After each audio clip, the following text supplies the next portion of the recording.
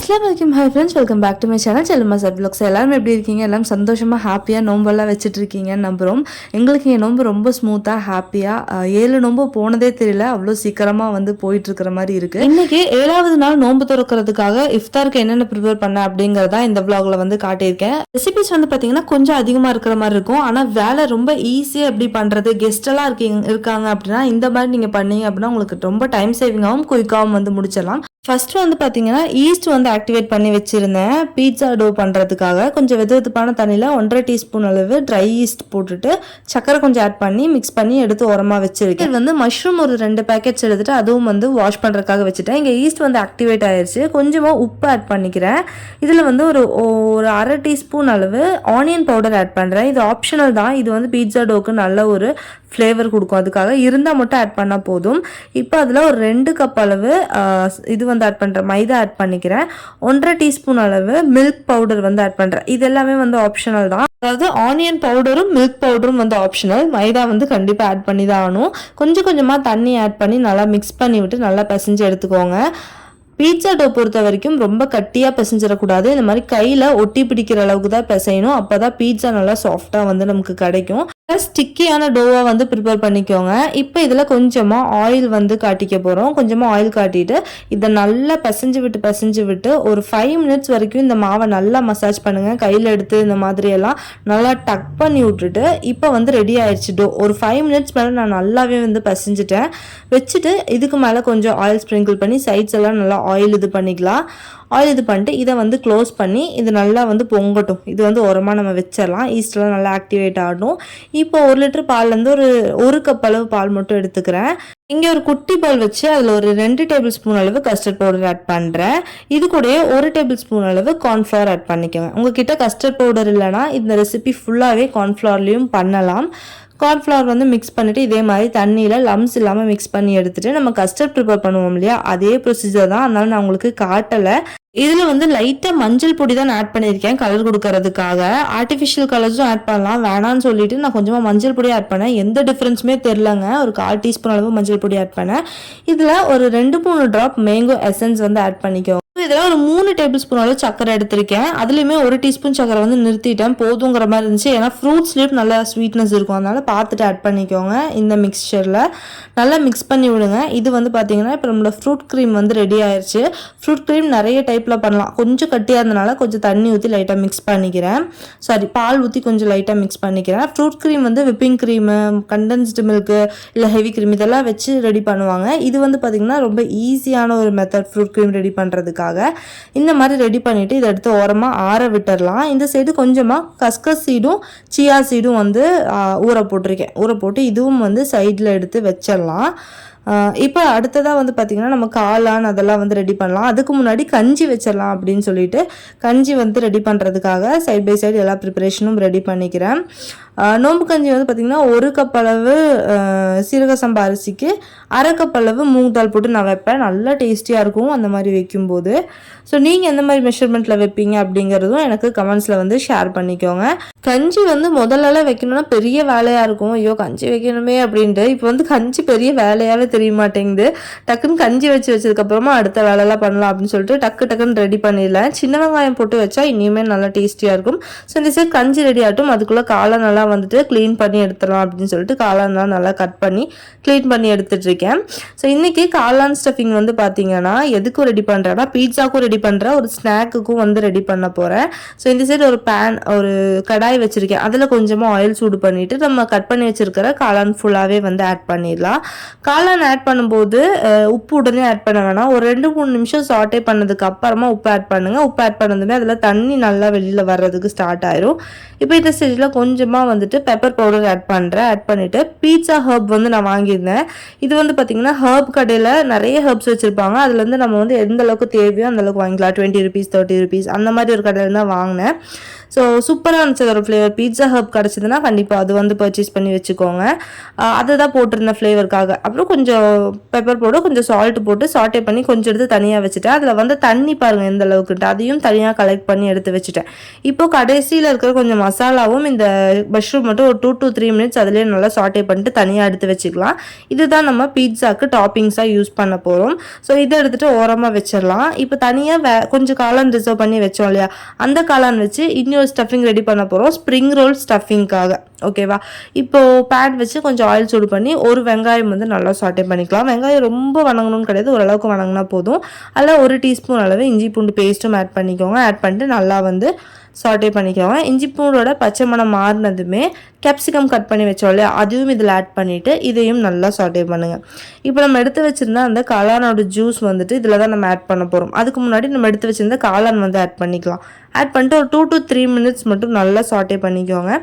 சாட்டே பண்ணதுக்கப்புறம் கொஞ்சமாக மஞ்சள் தூள் ஆட் பண்ணுறேன், கொஞ்சமாக மல்லித்தூள் ஆட் பண்ணுறேன், கொஞ்சமாக கரம் மசாலா கொஞ்சம் சிக்கன் மசாலா கூட ஆட் பண்ணால் நல்லாயிருக்கும். நான் இன்றைக்கி சிக்கன் மசாலா ஆட் பண்ணல, கொஞ்சமாக கரம் மசாலா ஆட் பண்ணி நல்லா மிக்ஸ் பண்ணி விட்டுடலாம். இந்த சைட் கஞ்சி நல்லா விசிலெல்லாம் அடங்கிருச்சு. நல்லா சூப்பராக மனமாக கஞ்சியும் வந்து இந்த சைட் ரெடி ஆயிடுச்சு. இன்றைக்கி வந்து ஃப்ரெண்ட்ஸ் கூடயும் கொஞ்சம் ஷேர் பண்ணிக்கலாம் அப்படின்னு சொல்லிட்டு கஞ்சி கொஞ்சம் அதிகமாகவே வந்து ரெடி பண்ணிகிட்ருக்கேன். ஃபுல்லாக வந்து சாட்டே பண்ணி ரெடி பண்ணியாச்சு. கஞ்சி வந்து எடுத்து கீழே வச்சிடலாம் அப்படின்னு சொல்லிட்டு நல்லா மிக்ஸ் பண்ணி விட்டு எடுத்து கீழே வச்சுட்டு வந்துட்டேன். நம்ம எடுத்தோடனே அந்த மஷ்ரூமோட தண்ணி இருந்துச்சு இல்லையா, அதையும் இதில் ஆட் பண்ணி நல்லா மிக்ஸ் பண்ணி விட்டுருங்க. இந்த ஸ்டஃபிங் எவ்வளோ தான் நல்லா நம்ம தண்ணி சுண்ட வச்சாலுமே கொஞ்சம் அதில் ஈரப்பதம் இருக்கும். ஸோ ஸ்ப்ரிங் ரோலில் அந்த ஈரப்பதம் நமக்கு தேவையே இல்லை ஸ்டஃபிங்கில். அப்போது ஸ்ப்ரிங் ரோல் ரொம்ப வலுவலுன்னு ஆயிடுது. அதனால நான் கொஞ்சமாக இதில் என்ன ஆட் பண்ணியிருக்கேன்னா பிரெட் க்ரம்ஸ் ஆட் பண்ணியிருக்கேன். பிரெட் க்ரம்ஸ் கொஞ்சமாக ஆட் பண்ணும்போது என்ன ஆகும்னா அந்த தண்ணி எல்லாமே வந்துட்டு நல்லா ட்ரை ஆயிரும், நமக்கு ஸ்டஃபிங் நல்லா சூப்பராக கிடைக்கும். இங்கே நம்மளோட ஃப்ரூட் க்ரீம் ரெடி ஆயிடுச்சு. இதை வச்சே இன்றைக்கி ஒரு ட்ரிங்க்கும் நான் ரெடி பண்ண போகிறேன். இப்போது ரெடி பண்ணி எடுத்த ஃப்ரூட் க்ரீமும் கொஞ்சமாக முந்திரியும் வந்துட்டு இதில் ஆட் பண்ணிக்கலாம், ஜாரில் ஆட் பண்ணிக்கலாம். ஒரு 10 முந்திரி கிட்ட ஆட் பண்ணுங்கள். என்கிட்ட அவ்வளோதான் இருந்துச்சு, ஸோ அந்தளவுக்கு மட்டும் ஆட் பண்ணிக்கிட்டேன். ஒரு 2 டேபிள் ஸ்பூன் அளவு கண்டென்ஸ்டு மில்க் வந்து இதில் ஆட் பண்ணிக்கோங்க. இதுக்கு பதிலாக நீங்கள் சர்க்கரையும் ஆட் பண்ணலாம். கண்டென்ஸ்டு மில்க் எதுவும் ஆட் பண்ணணுன்ட்டு கிடையாது, சர்க்கரையும் நீங்கள் இதுக்கு பதிலாக வந்து ஆட் பண்ணிக்கலாம். நான் வந்து ஒரு 2 டேபிள் ஸ்பூன் அளவு கண்டென்ஸ்டு மில்க் இதில் ஆட் பண்ணிக்கிறேன். இப்போது இதில் வந்துட்டு பால் நம்ம ஆட் பண்ண போகிறோம். எடுத்து வச்சுருந்தோம் இல்லையா, மீதி ஒரு 2 கப் அளவு பால் இதில் ஃபுல்லாகவே ஆட் பண்ணிக்கலாம். இதில் ஒரு 2 டம்ளர் அளவுக்கு 2.5 டம்ளர் அளவுக்கு நமக்கு வந்துட்டு ஷர்பத் வந்து கிடைக்கும். நல்லா இதை அடித்து எடுத்துகிட்டு வந்தாச்சு. இதை வந்துட்டு ஃப்ரிட்ஜில் வச்சு நல்லா தணுப்பாகிறதுக்கு வச்சுருங்க. இந்த சைடு நம்ம பீட்சாக்காக ஆனியன் கேப்சிகம்லாம் ஸ்கொயர் ஷேப்பில் கட் பண்ணி எடுத்துகிட்டு இருக்கேன். இதெல்லாம் ரெடி பண்ணி வச்சோம்னா டக்குன்னு பீட்சாவும் வந்து பேக் பண்ணி எடுத்துடலாம். ஸோ முக்கால்வாசி வேலை முடிஞ்சது. பீட்சா டோ எவ்வளோ சூப்பராக ரைஸ் ஆகிருக்கு பாருங்கள். நான் வந்துட்டு ரொம்ப சின்ன பவுலில் வச்சனால அந்தளவுக்கு என்னால் குத்தி உங்களுக்கு காட்ட முடியல, பட் சூப்பராக ரைஸ் ஆகிருக்கு. இந்த மாதிரி பீட்சா டோ ப்ரிப்பேர் பண்ணிங்க அப்படின்னா பீட்சா ரொம்ப டேஸ்டியாக நல்லா சாஃப்டாகவும் வந்து வரும்.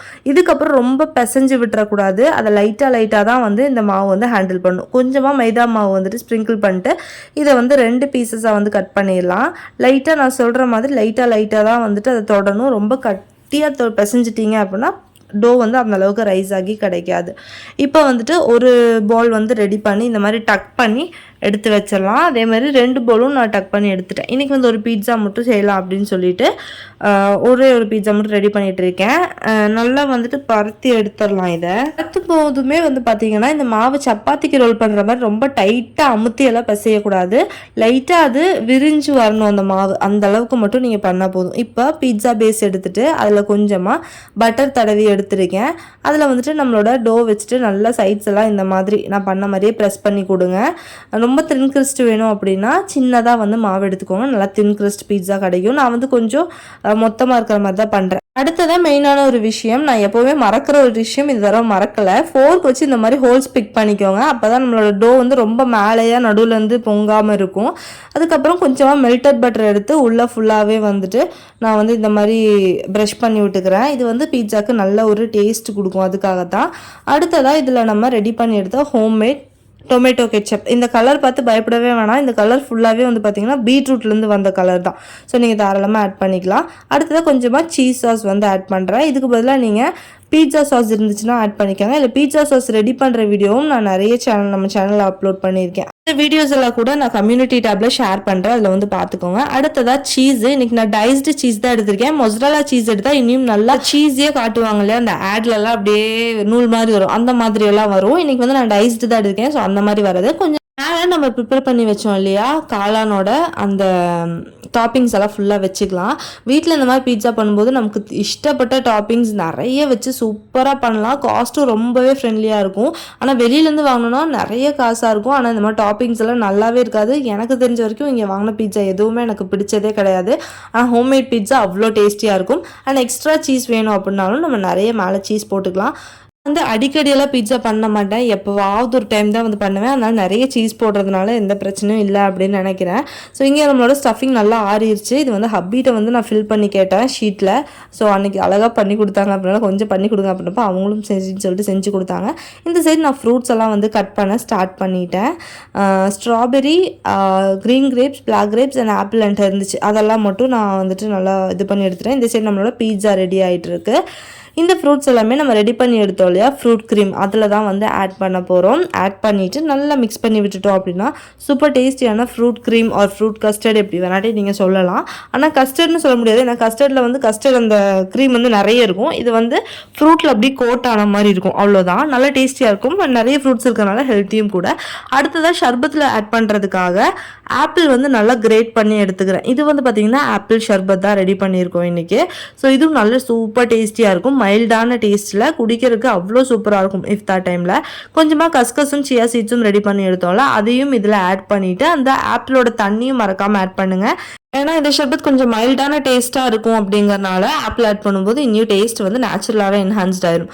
இந்த சைடு நம்மளோட பீட்சா சூப்பராக பேக் ஆகிருச்சு. நான் 10 மினிட்ஸ் ப்ரீ ஹீட் பண்ண அவனில் பார்த்தீங்கன்னா 200 டிகிரி செல்சியஸில் 20 மினிட்ஸ் பேக் பண்ணி எடுத்தேன். கரெக்டாக பேக் ஆகி வந்துருச்சு. ஸோ எந்தளவுக்கு உங்களோட அவன் டெம்பரேச்சர் அதிகமாக இருக்கும் அந்தளவுக்கு அதிகமாக வச்சு பேக் பண்ணி எடுத்தீங்க அப்படின்னா பீட்சா சூப்பராக ரெடி ஆகி கிடச்சிரும். இப்போ பார்த்தீங்கன்னா ஒரு 2 ஹவர்ஸ் தான் இந்த வேலை பண்ணிட்டு இருக்கோம். பட் எல்லா வேலையுமே முடிஞ்சிருச்சு, திட்டத்தட்ட முடிஞ்சிருச்சு. பீட்சாக்கும் நம்மளோட ஸ்நாக்ஸ்க்கும் பார்த்தீங்கன்னா சேமான ஸ்டஃபிங் மாதிரி தான் ரெடி பண்ணோம். பட் டேஸ்ட் நல்லாவே வித்தியாசமாகவும் சூப்பராகவும் இருக்கும். பட் ஒரே டைமில் ரெடி பண்ணோம் இல்லையா, ஈஸியாக ரெடி பண்ணிட்டோம். அதே மாதிரி பார்த்தீங்கன்னா டெசர்ட்க்கு ஃப்ரூட் க்ரீம் ரெடி பண்ணோம். அதே வச்சு ஒரு சூப்பரான ஒரு ட்ரிங்க்கும் ரெடி பண்ணிட்டோம். ஸோ இந்த மாதிரி கெஸ்டெல்லாம் வரும்போது நம்மளோட ரெசிபீஸ் ஒரு மாதிரி இருக்கிற ரெசிபீஸ் பட் டிஃப்ரெண்ட் டேஸ்ட்டில் செஞ்சோம் அப்படின்னா ரொம்பவே நல்லாயிருக்கும். நிறைய ரெசிபீஸ் இருக்கிற மாதிரி இருக்கும்.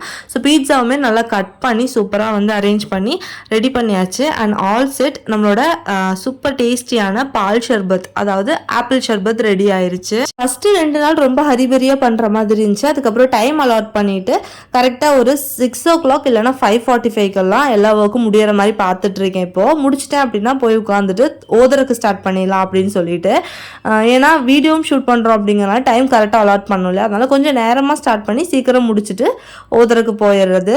அல்ஹம்துலில்லாஹ் இன்னைக்குமே நேரமாக வேலையெல்லாம் முடிச்சிட்டேன். ஒரு 6 மணிக்கெல்லாம் வேலை முடிஞ்சது. இனி 20-25 நிமிஷத்தில் ஓதறக்கு டைம் இருக்கும் நமக்கு. முடிச்சதுக்கு அப்புறமா வீடியோலாம் எடுத்து ஷூட் பண்ணிடுவேன். இல்லை அப்படின்னா ஹப்பிட்ட ஷூட் பண்ண சொல்லுவேன், கொஞ்சம் ஷூட் பண்ணித்தாங்க அப்படின்னா அவங்க ரெடி பண்ணி கொடுத்துருவாங்க. அல்ஹம்துலில்லாஹ் இன்னைக்கு 7வது நோம்போட இஃப்தார் பார்த்தீங்கன்னா ரொம்ப சிறப்பாக சந்தோஷமாக முடிஞ்சுது. நீங்கள் என்னென்ன ரெசிபிஸ் பண்ணியிருந்தீங்க அப்படிங்கிறத கண்டிப்பாக ஷேர் பண்ணுங்கள். பீட்சா கண்டிப்பாக ட்ரை பண்ணுங்கள். ரெசிபி சூப்பர் டேஸ்டியாக வந்துச்சு. அண்ட் சஹருக்கு நெக்ஸ்ட் டே சஹருக்கு பார்த்தீங்கன்னா இன்றைக்கி மீன் வாங்கிட்டு வந்திருந்தாங்க. அதை க்ளீன் பண்ணிவிட்டு ஃபுல்லாக ஃப்ரை பண்ணுறதுக்காக ரெடி பண்ணி வச்சுட்டேன். அடுத்ததான் மீன் குழம்பும் இன்றைக்கி முருங்கைக்காவும் மாங்காவும் போட்டு ஃபர்ஸ்ட் டைம் நான் மீன் குழம்பு ட்ரை பண்ணுறேன். எப்படி வருமோ அப்படின்னு சொல்லி பயந்துட்டே ட்ரை பண்ணியிருந்தேன். பட் கொஞ்சம் பரவாயில்லையாக தான் வந்துருந்துச்சு. ரொம்ப நான் எப்போவும் மீன் குழம்பு வைக்கிற அந்த டேஸ்ட் வரல. இன்றைக்கி கொஞ்சம் டிஃப்ரெண்ட்டாகவும் இருந்துச்சு, நல்லா ஓகேவாக இருந்துச்சு. சங்கரா மீன் குழம்பு தான் வச்சுருந்தேன். அண்ட் அது கூட சாப்பிட்றதுக்காக நெய் சாப்பாடு வைக்கலாம் அப்படின்னு சொல்லிட்டு நெய் சோறு தான் வச்சுருந்தேன். இதுவும் ஒரு நல்ல காம்பினேஷன் தான், நெய் சாப்பாடு மீன் குழம்பு. நீங்கள் ட்ரை பண்ணியிருக்கீங்களான்னு சொல்லுங்கள், ரொம்பவே நல்லாயிருக்கும். ஸோ சீரக சம்பா ரைஸ் போட்டு நெய் சாப்பாடும் இந்த சைடு ரெடி ஆயிடுச்சு. இன்றைக்கி சஹருக்கு இதுதான். இன்றைக்கி காரண ரெசிபிஸ் எல்லாம் ரொம்ப சிம்பிளான ரெசிபிஸ். உங்களுக்கு பிடிச்சிருக்கும்னு நினைக்கிறேன். கண்டிப்பாக ட்ரை பண்ணி பாருங்கள். பிடிச்சிருந்தா லைக் பண்ணி ஷேர் பண்ணி சப்ஸ்கிரைப் பண்ணுங்க. ரொம்ப பிடிச்சிருந்தா ஃபேமிலி அண்ட் ஃப்ரெண்ட்ஸ் கூடயும் ஷேர் பண்ணிக்கோங்க. தேங்க்ஸ் ஃபார் வாட்சிங். அஸ்ஸலாமு அலைக்கும்.